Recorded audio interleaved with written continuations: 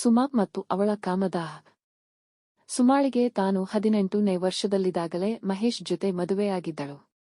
ಮಹೇಶ್ ಒಂದು ಸುಂದರವಾದ ಹಳ್ಳಿಯಲ್ಲಿ ಕೃಷಿಕನಾಗಿ ಕೆಲಸ ಮಾಡುತ್ತಾ ಅವನ ಅಪ್ಪ ಮತ್ತು ಅವನ ತಮ್ಮನ ಜೊತೆ ಬಾಳುತ್ತಿದ್ದ. ಅವನ ಅಮ್ಮ ತೀರಿಹೋಗಿದ್ದಳು.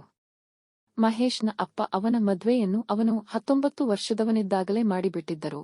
ಯಾಕಂದ್ರೆ ಮನೆಯಲ್ಲಿ ಒಂದು ಹೆಣ್ಣು ಇದ್ರೇನೆ ಶೋಭೆ ಮತ್ತು ಮನೆ ಕೆಲಸಗಳು ಸಲೀಸಾಗಿ ಸಾಗಿಸಬಹುದು ಅಂತ.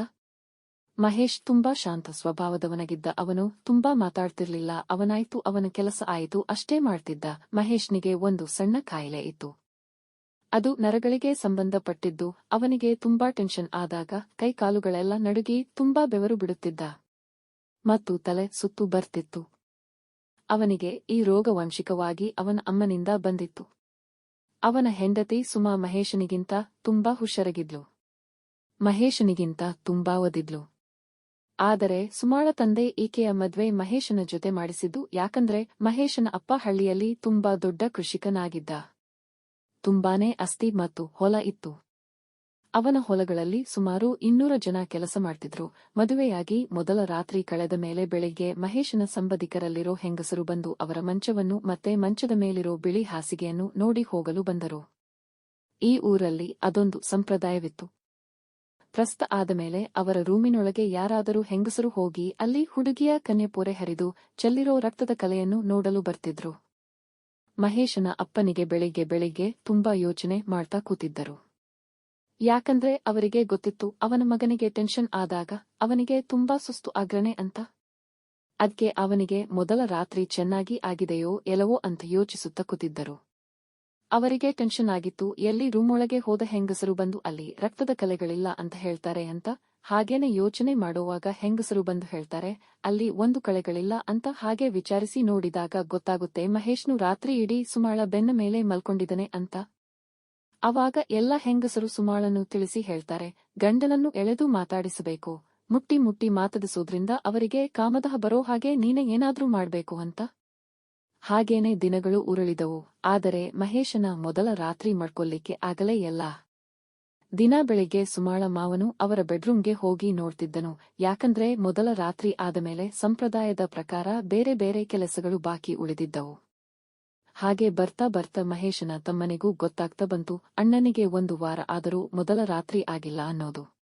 ಅವನ ತಮ್ಮನ ಹೆಸರು ರಮೇಶ್ ಅಂತ. ಅವನಿಗೆ ಇನ್ಮೇಲೆ ಕೆಟ್ಟ ಯೋಚನೆಗಳನ್ನು ಮಾಡತೊಡಗಿದ.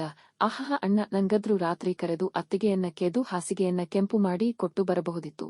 ಬೇಕಾದರೆ ಅಣ್ಣನೇ ಅದರ ಲಾಭ ತಗೊಂಡು ಅವನೇ ಕೆಂಪು ಮಾಡಿದಾನೆ ಅಂತ ಹೇಳ್ಕೋಬಹುದಿತ್ತು. ರಮೇಶ್ನಿಗೂ 18 ವರ್ಷ ಆಗಿತ್ತು. ಸುಮಾಳ ವಯಸ್ಸು ಇವನ ವಯಸ್ಸು ಒಂದೇ ಆಗಿತ್ತು.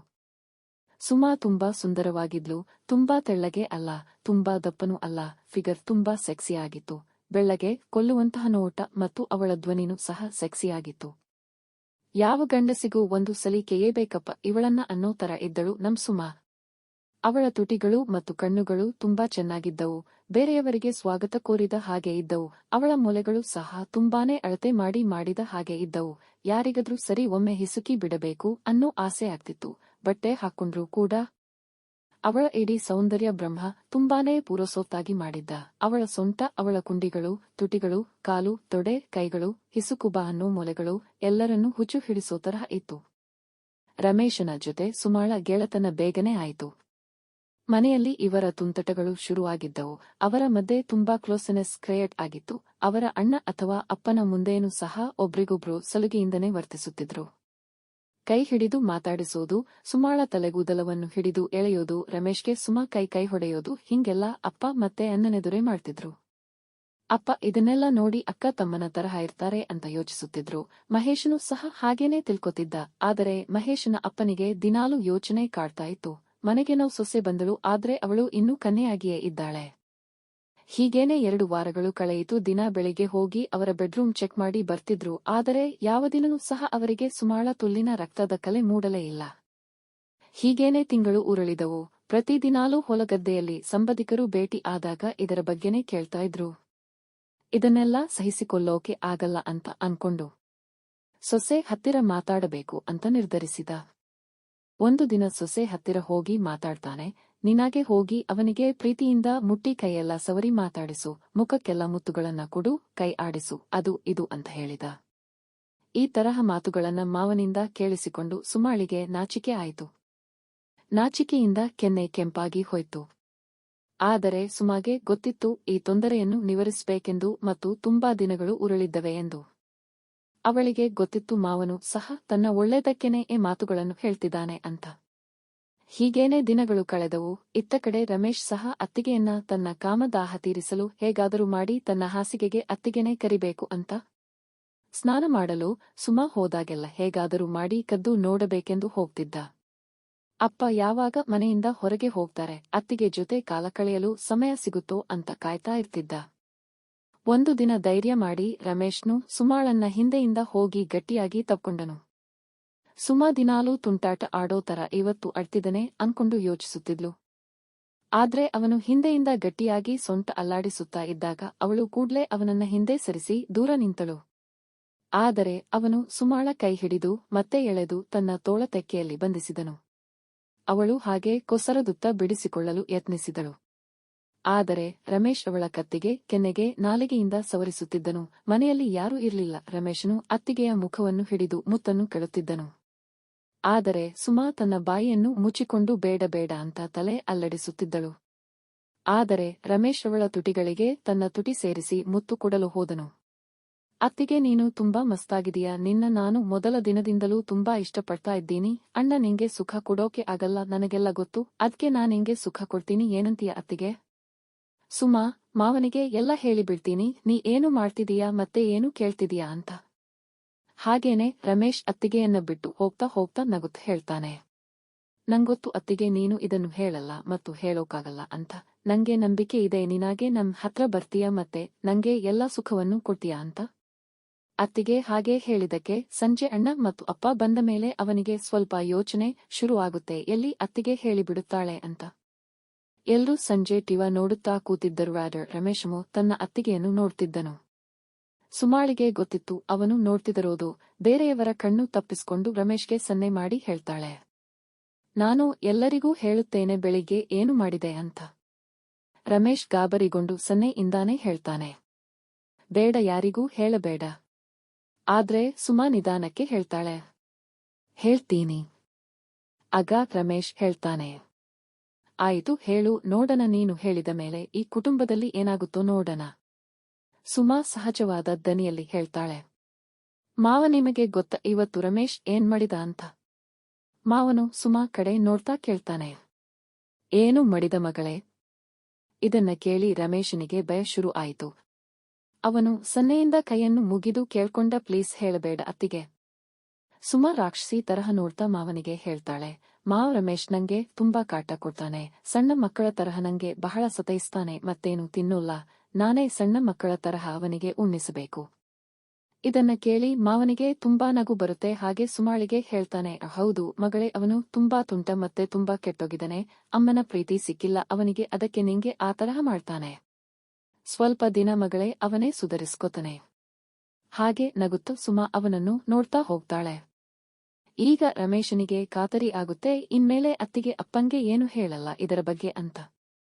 ಹಾಗೇನೆ ಮನಸ್ಸಿನಲ್ಲಿ ರಮೇಶ್ ಅನ್ಕೋತಾನೆ, ಅತ್ತಿಗೆ ಸುಮ್ನೆ ನಂಗೆ ಹೆದರಿಸಿ ಆಟ ಆಡಿಸ್ತೀಯಾ? ಏನು ಹೇಳಬೇಕೋ ಅದನ್ನ ಹೇಳದೇನೆ ಏನೇನೋ ಹೇಳ್ತೀಯಾ ಅಂದ್ರೆ ನಂಗೆ ಇನ್ನೂ ಚಾನ್ಸ್ ಇದೆ ನಿಂಗೆ ಇವತ್ತು ಮಡಿದ ಹಾಗೆ ಮಾಡೋಕೆ.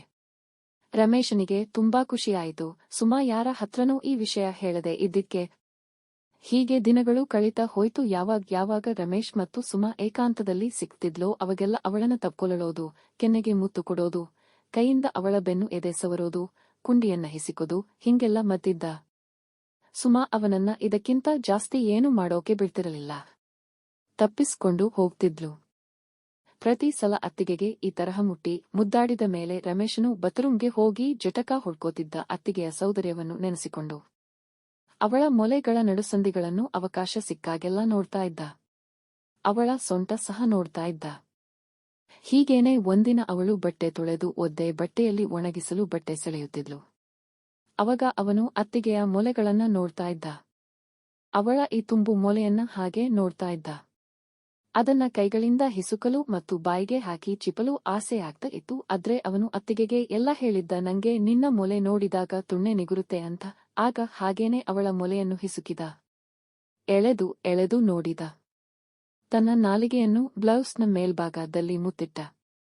ಆದ್ರೆ ಸುಮಾ ಜಾಸ್ತಿ ಏನು ಮಾಡಲು ಬಿಡಲಿಲ್ಲ, ಅಷ್ಟಕ್ಕೆ ಬಿಡಿಸಿಕೊಂಡು ಓಡಿದಳು. ಇದೇ ತರಹ ದಿನಾಲೂ ಅಪ್ಪ ಮತ್ತು ಅಣ್ಣ ಹೊಲಕ್ಕೆ ಹೋದಾಗೆಲ್ಲ ಅತ್ತಿಗೆ ಜೊತೆ ಈ ತರಹ ಸುಖ ಪಡಿತಿದ್ದ. ಹಿಂಗೆ 5 ತಿಂಗಳು ಕಳೆದು ಹೋಯಿತು. ಒಂದು ದಿನ ರಾತ್ರಿ ರಮೇಶನಿಗೆ ಜೋರಾಗಿ ಉಚ್ಚೆ ಬಂದಿತ್ತು. ಹಾಗೇನೆ ಅವನು ಬಾತ್ರೂಮ್ ಕಡೆ ಹೋಗ್ತಾ ಇದ್ದ. ಅವನ ರೂಮ್ ಬಲಗಡೆ ಇತ್ತು, ಅಣ್ಣನ ರೂಮ್ ಎಡಗಡೆ ಇತ್ತು, ಹಾಗೆ ಅಪ್ಪನ ರೂಮ್ ಅವನ ರೂಮ್ನ ಹಿಂಭಾಗದಲ್ಲಿತ್ತು. ಒಂದು ಕಾರಿಡಾರ್ ಇಬ್ಬರ ಅಣ್ಣ ತಮ್ಮಂದಿರ ಮಧ್ಯದಲ್ಲಿತ್ತು. ಆ ಕಾರಿಡಾರ್ ಮಧ್ಯದಿಂದ ಅಡುಗೆ ಮನೆ ಕಡೆ ಹೋಗಬಹುದಿತ್ತು. ಅಲ್ಲಿಂದ ಟಾಯ್ಲೆಟ್ ಪಕ್ಕದಲ್ಲಿ ಇತ್ತು. ಅದಕ್ಕೆ ಅವನು ಕಾರಿಡಾರ್ ಇಂದಾನೆ ಹೋದನು. ಹಾಗೇನೆ ಕಿಚನ್ ಬಾಗಿಲು ತೆಗೆಯುವಾಗ ಅವನ್ ಅಪ್ಪನ ರೂಮಿಂದ ಶಬ್ದ ಕೇಳಿಸತೊಡಗಿತು. ಅದನ್ನ ಕೇಳಿಸ್ಕೊಂಡು ಅಹೋ ಅಪ್ಪ ನೋಡು ನಿದ್ದೆಯಲ್ಲೂ ಮಾತಾಡ್ತಾರೆ. ಹಾ ಹಾ ಮತ್ತೆ ಒಂಥರ ಶಬ್ದ ಕೇಳಿಸಿತು, ಯಾರೋ ಜೋರಾಗಿ ಚಿರ್ತ ಏರೋ ತರಹ. ಹಾಗೆ ಅವನು ಮುಂದೆ ಬಂದು ಅಪ್ಪನ ಬಾಗಿಲಿಂದ ತನ್ನು ಕಿವಿ ಕೊಡುತ್ತಾ ಕೆಲಿಸ್ಕೊಳ್ಳೋಕೆ ಪ್ರಯತ್ನ ಮಾಡ್ತಾನೆ. ಸುಮಾ, ಮಾವ ನಾನು ಈಗ ಹೋಗ್ತೀನಿ. ರಮೇಶನಿಗೆ ಶಾಕ್ ಆಯಿತು. ಇಷ್ಟು ರಾತ್ರಿಲಿ ಅತ್ತಿಗೆ ಅಪ್ಪನ ರೂಮಲ್ಲಿ ಏನ್ ಮಾಡ್ತಿದ್ದಾಳೆ? ಹಾಗೆ ಅವನು ಹೆದರಿಕೊಂಡು ಕಿಚನ್ ಅಲ್ಲಿರೋ ಫ್ರಿಡ್ಜ್ ಹಿಂದೆ ಬಚ್ಚಿಟ್ಟುಕೊಂಡ. ಆಗ ಅಪ್ಪನ ರೂಮಿನ ಬಾಗಿಲು ತೆರೆಯಿತು. ಆಗ ಅಪ್ಪ ಸುಮಾಳಿಗೆ ಹೇಳ್ತಾನೆ, ಮಗಳೇ ಯಾರು ಎಲ್ಲ ನೀನು ಹೋಗಬಹುದು. ಹಾಗೆ ಸುಮಾ ಹೊರಗೆ ಬರ್ತಾಳೆ. ರಮೇಶನಿಗೆ ಶಾಕ್ ಆಗುತ್ತೆ. ಅತ್ತಿಗೆ ಟ್ರಾನ್ಸ್ಪರೆಂಟ್ ನೈಟಿ ಹಾಕೊಂಡು ಅವಳ ಮೂಲೆಗಳು ಆರಾಮಾಗಿ ಕಾಣಿಸುತ್ತಿತ್ತು. ಬ್ರಾ ಹಾಕಿರಲಿಲ್ಲ. ಕೊದಲೆಲ್ಲ ಹರಡಿಕೊಂಡಿತ್ತು. ಸಖತ್ ಹಾಟ್ ಆಗಿ ಕಾಣ್ತಿದ್ಲು. ಸೊಂಟವನ್ನು ಬಳಸುತ್ತಾ ಹೋಗ್ತಾ ಹೋಗ್ತಾ ಸೆಕ್ಸಿ ಸ್ಮೈಲ್ ಮಾಡುತ್ತಾ ಮಾವನಿಗೆ ಹೇಳ್ತಾಳೆ, ಓಕೆ ಮಾವ ನೀವು ಹೋಗಿ ಆರಾಮಾಗಿ ನಿದ್ದೆ ಮಾಡಿ. ರಮೇಶನಿಗೆ ಶಾಕ್ ಆಗಿತ್ತು. ಮತ್ತೆ ಅವನ ತುಣ್ಣೆ ಸಹ ಎದ್ದು ನಿಂತಿತ್ತು ಅತ್ತಿಗೆಯ ಈ ಸೌಂದರ್ಯ ನೋಡಿ. ರಮೇಶ್ ಅನ್ಕೋತಾನೆ, ಅಪ್ಪ ಅತ್ತಿಗೆನ ಕೇಯುತ್ತಿದ್ರಾ? ನಾನು ಇಷ್ಟು ದಿನ ಬರೀ ಜಟಕ ಹೊಡ್ಕೊಂಡೇ ಇದ್ದೀನಿ. ಇಲ್ಲ ಇಲ್ಲ ಹಿಂಗಾಗಲ್ಲ ಅಪ್ಪ, ಹಂಗೆ ಮಾಡೋಕೆ ಸಾಧ್ಯ ಇಲ್ಲ. ನಾನು ಕೆಟ್ಟವನು, ಅದ್ಕೆ ಕೆಟ್ಟ ಯೋಚನೆ ಬರ್ತಿದೆ ಅಷ್ಟೇ. ಟಾಯ್ಲೆಟ್ ಇಂದ ರೂಮ್ಗೆ ಬಂದು ಯೋಚನೆಲಿ ಮುಳುಗುತ್ತಾನೆ ರಮೇಶ. ಅವನ ನಿದ್ದೆ ಎಲ್ಲ ಹಾಳಾಗಿತ್ತು. ಅವನು ಅನ್ಕೊಳ್ತಾ ಇರ್ತಾನೆ, ಅಪ್ಪ ಮತ್ತೆ ಅತ್ತಿಗೆ ಅಫೇರ್ ಆಗ್ತಿದೆಯಾ? ಹಾಗಾದ್ರೆ ಯಾವಾಗಿಂದ? ಹೆಂಗೆ ಶುರು ಆಗಿರಬಹುದು? ಬಹುಶಃ ಅಪ್ಪನೂ ಸಹ ನಾನು ಹೇಗೆ ಅತ್ತಿಗೆನ ಕಾಡಿದಿನೋ ಅದೇ ತರಹ ಕಾಡಿಬೇಡಿರಬಹುದಾ? ಸುಮಾ ಅಪ್ಪನತ್ರ ಕೇಸ್ಕೊಳಕ್ಕೆ ಹೋಗಿದ್ಲಾ? ಏನು ನಾನು ಹಂಗೆ ಯೋಚನೆ ಮಾಡ್ತೀನಂತ ನಂಗೂ ಹಂಗೆ ಅನ್ನಿಸ್ತಿದೀಯಾ? ಆದರೆ ಅವಳು ಅಷ್ಟು ಸೆಕ್ಸಿ ನೈಟಿ ಯಾಕೆ ಹಾಕಿದಳು? ಹೀಗೇನೆ ಏನೋನೋ ಯೋಚನೆ ಮಾಡ್ತಾ ಮಾಡ್ತಾ ಮಲಗಿದ. ಪ್ರತಿ ದಿನಾಲೂ ಬೆಳಿಗ್ಗೆ 6ಕ್ಕೆ ಅಣ್ಣ ಮತ್ತೆ ಅಪ್ಪ ಕೆಲ್ಸಕ್ಕೆ ಹೋಗ್ತಾರೆ. ಆದರೆ ಅವತ್ತು ಅವನು ತುಂಬಾ ಹೊತ್ತು ಮಲಗಿದ್ದ, ಬೆಳಿಗ್ಗೆ 10 ಗಂಟೆವರೆಗೂ. ಯಾಕಂದ್ರೆ ರಾತ್ರಿ ಎಲ್ಲ ಸರಿಯಾಗಿ ನಿದ್ದೆ ಮಾಡಿರಲಿಲ್ಲ. ಅವರ ಅಪ್ಪ ಮಾತಾಡೋದು ಶಬ್ದ ಕೇಳಿಸಿತು. ಇವನಿಗೆ ಆವಾಗ ಎದ್ದು ಕುಡ್ತಾನೆ. ಮಾವ, ಆಯಿತು ಮಗಳೇ, ನಿಂಗೆ ಹೊಲ ನೋಡ್ಬೇಕು ಅನ್ಸಿದ್ರೆ ನಾವು ಇವತ್ತು ಬುತ್ತಿ ತಗೊಂಡು ಹೋಗಲ್ಲ. ನಾನು ಮಧ್ಯಾಹ್ನ ಹೊತ್ತಿಗೆ ಬರ್ತೀನಿ. ನೀನು ಅಡಿಗೆ ಇಲ್ಲ ಕಟ್ಟಿಕೊಂಡು ರೆಡಿಯಾಗಿರು. ನಾನು ಬಂದು ನಿಂಗೆ ಕರ್ಕೊಂಡ್ ಹೋಗ್ತೀನಿ, ಆಯ್ತಾ? ಅಲ್ಲೇ ಕುತ್ಕೊಂಡು ಊಟ ಮಾಡಿದ್ರೆ ಚೆನ್ನಾಗಿರುತ್ತೆ. ಆ ದಿನದಿಂದ ಯಾವಾಗ ಸುಮಾಳಿಗೆ ಹೊಲಕ್ಕೆ ಹೋಗ್ಬೇಕು ಅಂದಗೆಲ್ಲ ಅವ್ರು ಬುತ್ತಿ ತಗೊಳ್ದೇನೆ ಹೋಗ್ತಿದ್ರು. ಅವಾಗೆಲ್ಲ ಮಾವನೇ ಬಂದು ಸೊಸೆನ ಹೊಲಕ್ಕೆ ಕರ್ಕೊಂಡು ಹೋಗ್ತಿದ್ರು. ಇದೇ ತರಹ ತುಂಬಾ ಸರಿ ಆಗ್ತಾ ಇತ್ತು. ಮತ್ತೆ ರಮೇಶ್ಗೆ ಸಿಟಿಗೆ ತುಂಬಾ ಸರಿ ಕಳಿಸ್ತಿದ್ರು. ಅದ್ಕೆ ಅವನಿಗೆ ಗೊತ್ತಾಗ್ತಿರ್ಲಿಲ್ಲ ಯಾವತ್ತು ಅತ್ತಿಗೆ ಹೊಲಕ್ಕೆ ಹೋಗಿದ್ದಾಳೆ ಅಂತ. ಹಾಗೆ ಇವನು ಬೆಡ್ ಇಂದ ಎದ್ದು ಅತ್ತಿಗೆನ ಹುಡುಕ್ತಾ ಹೋಗ್ತಾನೆ. ಅತ್ತಿಗೆ ಮಾವ ಮತ್ತು ಗಂಡನಿಗೆ ಟಾಟಾ ಮಾಡ್ತಾ ಇರ್ತಾಳೆ. ಇವನು ನೆನ್ನೆ ಆದ ಘಟನೆ ಬಗ್ಗೆ ಕೇಳಬೇಕು ಅತ್ತಿಗೆನ ಅನ್ಕೊಂಡು ಬಾತ್ರೂಮ್ಗೆ ಹೋಗಿ ಸ್ನಾನ ಮಾಡಿ ಬರ್ತಾನೆ. ಅತ್ತಿಗೆ ಅವನು ಸ್ನಾನ ಮಾಡಿ ಬರ್ತಾ ಇರೋದನ್ನು ನೋಡಿ ಹೇಳ್ತಾಳೆ, ಸುಮಾ, ಅಬ್ಬಾ ಇವತ್ತೇನು ಸೂರ್ಯ ಪಶ್ಚಿಮಕ್ಕೆ ಹುಟ್ಟಿದಾನೆ ಅನ್ಸುತ್ತೆ. ಇವತ್ತು ಇಷ್ಟು ಬೇಗನೆ ಎದ್ದು ಬಿಟ್ಟಿದೀಯಾ? ಏನು ಉತ್ತರ ಕೊಡದೇನೆ ರಮೇಶನು ರೂಮ್ಗೆ ಹೋಗ್ತಾನೆ. ಬಟ್ಟೆ ಹಾಕೊಂಡು ಟೀ ಕುಡಿಯಲು ಬರ್ತಾನೆ. ಹಾಗೆ ಟೀ ಕುಡಿತಾ ಅತ್ತಿಗೆನ ಮೇಲಿಂದ ಕೆಳಗೆ ನೋಡ್ತಾನೆ. ಸುಮಾಳಿಗೆ ಗೊತ್ತಾಗಿ ಕೇಳ್ತಾಳೆ, ಸುಮಾ, ಯಾಕೆ ಹಿಂಗೆ ಗುರ್ರಾಯ್ತಿದೀಯಾ? ಬೇಕಾ ಏಟು? ರಮೇಶ್, ನಿಜವಾಗಲೂ ಅತ್ತಿಗೆ ಹೊಡಿತೀಯಾ? ಆಮೇಲೆ ನಿನಗೇನು ಬೇಜಾರು ಆಗಲ್ಲ ಅಲ್ವಾ? ಸುಮಾ, ಇಲ್ಲ, ಕೆಟ್ಟ ಹುಡ್ಗನ್ನ ಹೊಡೆದ್ರೆ ನನಗ್ಯಾಕೆ ಬೇಜಾರು? ರಮೇಶ್, ಹಾಗಾದ್ರೆ ಅತ್ತಿಗೆ ನೀನು ಒಳ್ಳೆ ಹುಡ್ಗಿನಾ?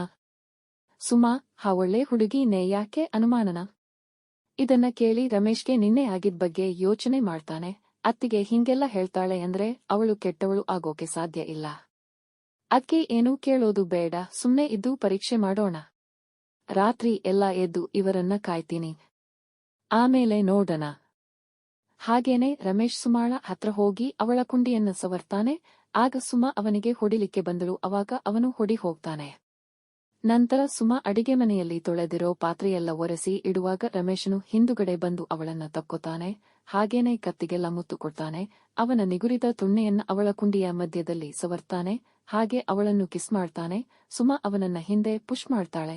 ಆದರೆ ರಮೇಶ್ ತುಂಬಾ ಗಟ್ಟಿ ಇರೋದ್ರಿಂದ ಸುಮಾಳನ್ನ ಗೋಡೆಗೆ ವಾಲಿಸಿ ಅವಳ ತಿಕ್ಕ ಹಡೋತರ ತುಣ್ಣೆ ಸವರ್ತಾನೆ. ಒಂದು ಕೈಯಿಂದ ಅವಳ ಸೀರೆಯ ನೆರೆಗೆ ಒಳಗೆ ಕೈ ಹಾಕಿ ಅವಳ ತುಲ್ಲನ್ನು ಚಡ್ಡಿ ಮೇಲಿಂದ ಉಜ್ಜುತ್ತಾನೆ.